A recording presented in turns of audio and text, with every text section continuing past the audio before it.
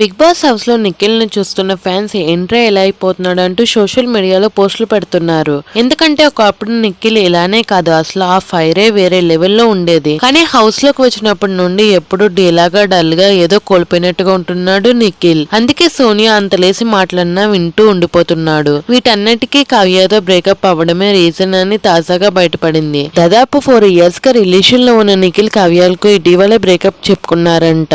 ఈ మ్యాటర్ పై నిఖిల్ కావ్య ఫ్యాన్స్ కి కొద్ది రోజులుగా ఉన్న డౌట్లన్నిటిని అభయ్ నవీన్ తీర్చేశాడు. వాళ్ళకి బ్రేకప్ అయిపోయిందంటూ చెప్పేశాడు. బిగ్ బాస్ హౌస్ లో నిఖిల్ తో చాలా క్లోజ్ గా ఉన్న వాళ్ళలో అభయ్ ఒకడు. ఇటీవలే 3వ వారం హౌస్ నుండి ఎలిమినేట్ అయిన తర్వాత అభయ్ పలు యూట్యూబ్ ఛానల్ కి ఇంటర్వ్యూ ఇచ్చాడు. ఇందులో భాగంగా ఒక ఛానల్లో నిఖిల్ కావ్య బ్రేకప్ మ్యాటర్ పై స్పందించాడు.